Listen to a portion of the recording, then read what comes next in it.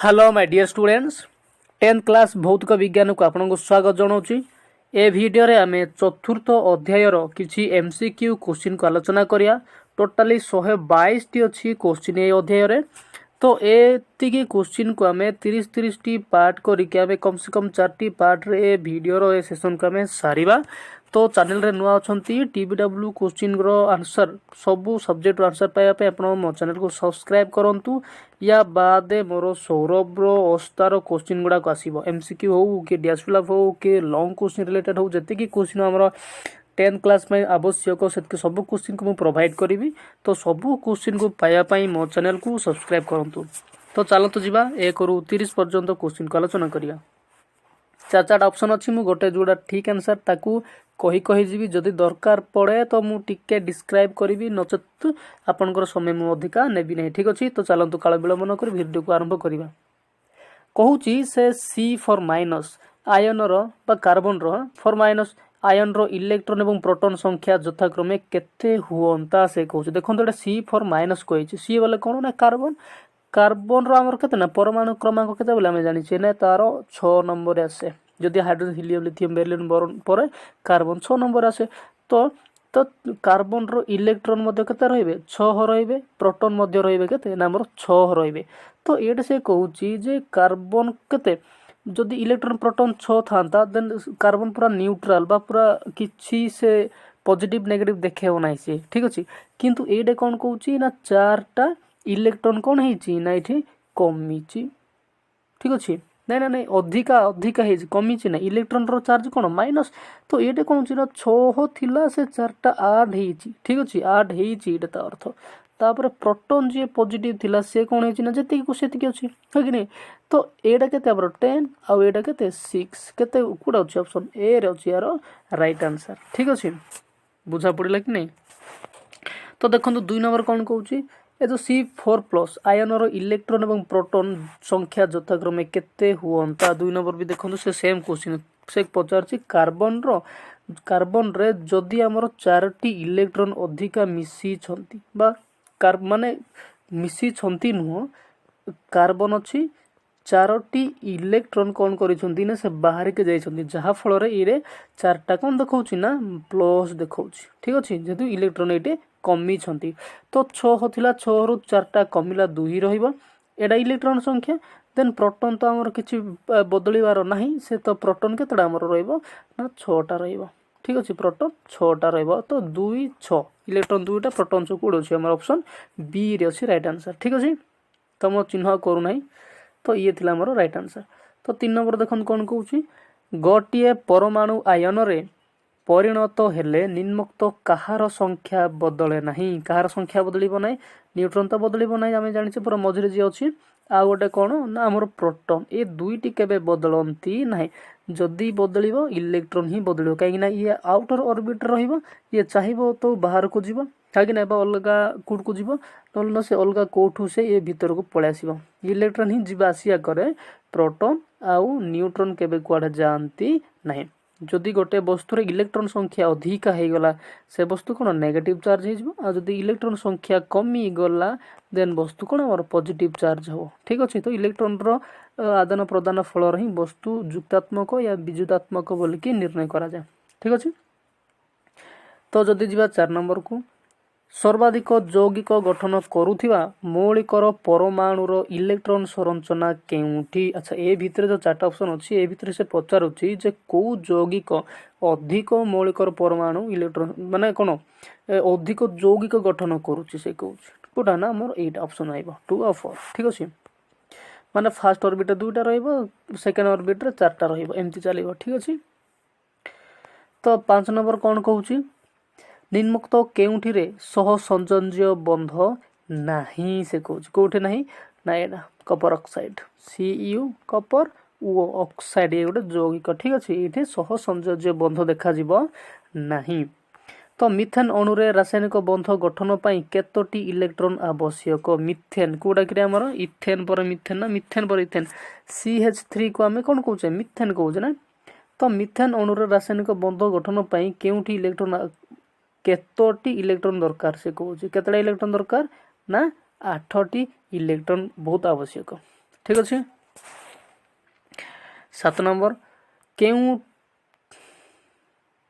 Sorry एबे 7 number यहाँ केउठी carbon अपर रूप नुहे कार्बन अपर रूप नुहे हीरा तो ठीक अच्छे ग्राफाइट भी ठीक अच्छे कोयला ये केबे अपर रूप हो पार नहीं तार ठीक अच्छे।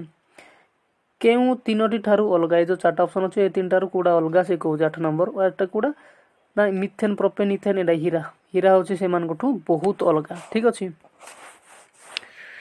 तो 8 नंबर कौन आइला हीरा सिला ना हाँ। तो 9 नंबर देखो कौन कहूँ निम्नोक्त केउ कार्बन यौगिकर संरचना त्रिबंध नाही ट्रिपल बॉन्ड कोटे नाही से कहला कोटे नहीं भितर कोड़ा नाही या जदि आम स्ट्रक्चर जदि बना हम देन जना पड़ो ठीक अच्छे। ऑप्शन सी हूँ यार राइट आंसर ठीक अच्छे। 10 नंबर देखो निम्नोक्त केउ कार्बन यौगिकर संरचना द्विबंध नाही देखो ऑप्शन क्वेश्चन पढ़ु देन ऑप्शन भी देखो ठीक अच्छे कहार ना एटा ऑप्शन बी हूँ यार राइट आंसर C8H18 ठीक अच्छे। तो 11 नंबर देखो कौन कहूँ केउटी एक Aiken sorry Alcaine Alcaine group आप जानते जब +2 जीवे +2 साइंस पढ़ला बेलू आपन को ऑर्गेनिक केमिस्ट्री इनऑर्गेनिक केमिस्ट्री पढ़ा सब आल्केन आइकेन सब आप पढ़े से ठीक अच्छे। तो 11 नंबर कौन कहूँ ना 11 नंबर यहाँ हूँ आम एक आल्केनटा ठीक अच्छे। आल्केन केमती चिन्हे से भी बहुत बड़ पाठटा अच्छे ठीक अच्छे। देन आसो आमर 12 नंबर निम्नोक्त केउ संकेत द्वारा यौगिकर सड़क श्रृंखल स्ट्रेट चेनटा शाखायुक्त श्रृंखल और चक्रीय श्रृंखल संभव अच्छा ये भितर कौटारे बनई हम से कहला कौटा ना C6H12 ये यौगिकर ही सबकि करहब ठीक अच्छे। एप आप सी को 6 लिखिदेवे देन एपटे जोड़ीदेवे गोटे गोटे गोटे एच ठीक अच्छे यहाँ सब बनई हम ना आपड़ जदि या बेंजीन जदि बनाऊँ बेंजीन भी बनई हम ठीक अच्छे बहुत किसी बनैब आप जानवे मुंड खराब हो।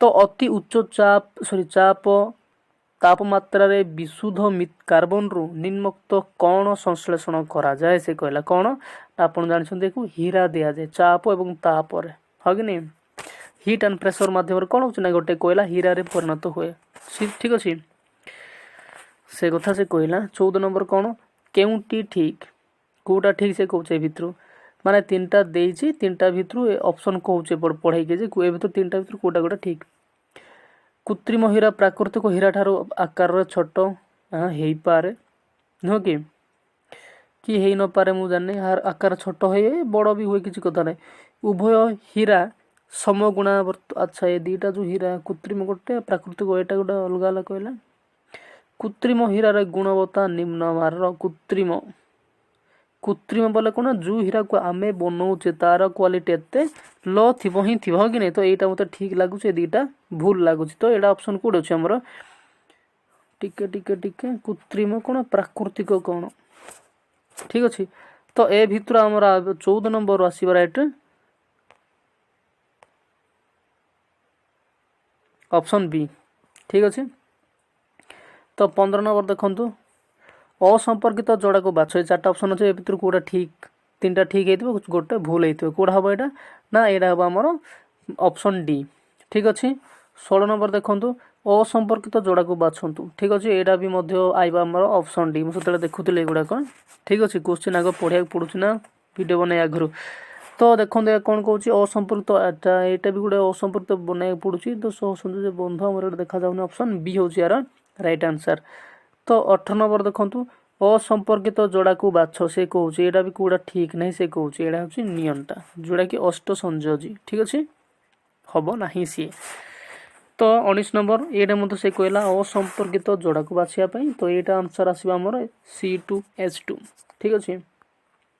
20 नंबर साइक्लोहेक्सेन रो केउ अणुरे केतोटी सहसंयोज्य बंध अच्छी अच्छा ये मत साइक्लोहेक्सेन कहला तो ए भितर केतटा सहसंयोज्य बंध अच्छी ना सी कहला मैक्सिमम आसवा आमर 18टी साइक्लोपेंटेन रो गोटे अणुरे केतोटी सहसंयोज्य बंध अच्छी साइक्लोपेंटेन रे केतटा ना मैक्सिमम अच्छी 15टा ठीक अच्छे देखा गला। तो जीवा क्वेश्चन नंबर 22 को ଆଲକାଇନ୍ ଶ୍ରେଣୀର ତୃତୀୟ ଯୌଗିକରେ କାର୍ବନ କାର୍ବନ ମଧ୍ୟରେ କେତୋଟି ସହ ସଂଯୋଜ୍ୟ ବନ୍ଧ ଅଛି ସେ କହିଲା। କେତେଟା ସହ ସଂଯୋଜ୍ୟ ବନ୍ଧ ଅଛି ନା ବେଶୀ ନାହିଁ, 4ଟା ଅଛି। କାର୍ବନ ଓ ହାଇଡ୍ରୋଜେନ ସଂଖ୍ୟାକୁ ଭିତ୍ତି କରି ଆଲକୋହଲ ଶ୍ରେଣୀର ପଞ୍ଚମ ଯୌଗିକ ଓ ଆଲଡିହାଇଡ୍ ଶ୍ରେଣୀର ସପ୍ତମ ଯୌଗିକ ମଧ୍ୟରେ ଅଣୁ ସଂକେତ ମଧ୍ୟରେ ପାର୍ଥକ୍ୟ କେତେ? ପାର୍ଥକ୍ୟ କେତେ ନା ବେଶୀ ନାହିଁ, ପାର୍ଥକ୍ୟ C2H2 C2H2 ଠିକ ଅଛି। ତ 24 ନମ୍ବର ଦେଖନ୍ତୁ,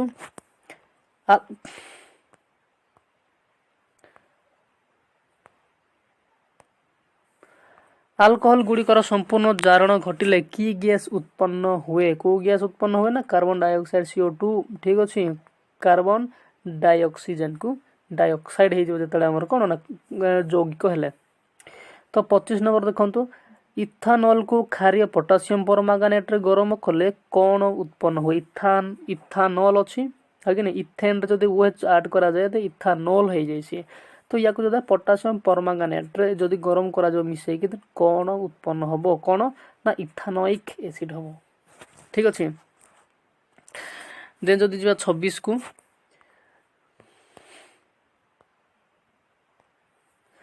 ତ ଇଥାନଲରୁ ଇଥାନୋଇକ ଏସିଡ ଉତ୍ପନ୍ନ କରିବା ପାଇଁ କ୍ଷାରୀୟ ମାନେ କ'ଣ ପଟାସିୟମ ପରମାଙ୍ଗାନେଟକୁ କେଉଁଥିପାଇଁ ବ୍ୟବହାର କରାଯାଏ? ଏଗୁଡ଼ାକ ଆପଣ ଜାଣିଛନ୍ତି ନା, କେଉଁଥିପାଇଁ ୟୁଜ୍ କରାଯାଏ? କେଉଁଥିପାଇଁ ନା ଏହାକୁ ଜାରକ ଭାବରେ ୟୁଜ୍ କରାଯାଏ, ସେଥିପାଇଁ ଏହାକୁ ପଟାସିୟମ ପରମାଙ୍ଗାନେଟକୁ ୟୁଜ୍ କରାଯାଏ, ଯେଉଁ କ୍ଷାରୀୟ ପଦାର୍ଥଟା। ଠିକ ଅଛି। ଦେନ୍ ଆଇବ 27, ମହମବତୀର ଶିଖା କେଉଁ ବର୍ଣ୍ଣର? ଆମେ ଜାଣିଛେ କ'ଣ ହଳଦିଆ ବର୍ଣ୍ଣର। ଆଲକିନ୍ ଶ୍ରେଣୀର ସପ୍ତମ ଯୌଗିକର ସଂକେତ କ'ଣ? ସଂକେତ ଆଲକିନ୍ ଠିକ ଅଛି। C8ଟା ଥିବ ଆଉ ହାଇଡ୍ରୋଜେନ କେତେଟା ଥିବ? ଆମର 8 ଦୁଗୁଣେ 16ଟା ଥିବ, ତାକୁ ଆମେ ଆଲକିନ୍ ଶ୍ରେଣୀର ବୋଲି କହୁଛେ। ଠିକ ଅଛି। ଦେଖନ୍ତୁ ଆମର ଏଇଟା ଭିଡ଼ିଓର ଶେଷ 2ଟା କ୍ୱେଶ୍ଚିନ୍। ନିମ୍ନୋକ୍ତ ମଧ୍ୟରୁ କିଏ ଏକ ଅପୃକ୍ତ କାର୍ବନ ଯୌଗିକ? କିଏ ନା ବେଞ୍ଜିନ୍ ହେଉଛି ଏକ ଅପୃକ୍ତ କାର୍ବନ ଯୌଗିକ। ଆଉ ଲାଷ୍ଟ କ୍ୱେଶ୍ଚିନ୍ ହେଉଛି ବ୍ୟୁଟେନର କେତୋଟି ସଂରଚନାତ୍ମକ ଆଇସୋମର ଅଲଗା ଆଇସୋମର ଅଛି? କେତେଟା ନା ବେଶୀ ନାହିଁ, ତାର 2ଟି ଆଇସୋମର ଅଛି। ଠିକ ଅଛି। ଆଇ ହୋପ୍ ଭିଡ଼ିଓଟି ବୁଝା ପଡ଼ିଲା। ଯଦି ଚ୍ୟାନେଲରେ ନୂଆ ଅଛନ୍ତି ଚ୍ୟାନେଲକୁ ସବସ୍କ୍ରାଇବ୍ କରନ୍ତୁ। ଆଉ ସପ୍ତମରୁ ଦଶମର ସବୁ ସବଜେକ୍ଟର ଯଦି ଭିଡ଼ିଓ ଆପଣଙ୍କୁ ଆବଶ୍ୟକ ପଡ଼ୁଛି ବା କିଏ ବା ଯଦି ଆପଣଙ୍କର କାହାକୁ ବି ଯଦି ଦରକାର ପଡ଼ୁଛି ଦେନ୍ ଚ୍ୟାନେଲକୁ ସେମାନଙ୍କ ପର୍ଯ୍ୟନ୍ତ ସବସ୍କ୍ରାଇବ୍ କରିକି ସେୟାର କରି ଜଣାଇ ଦିଅନ୍ତୁ। ଠିକ ଅଛି। Thank you so much.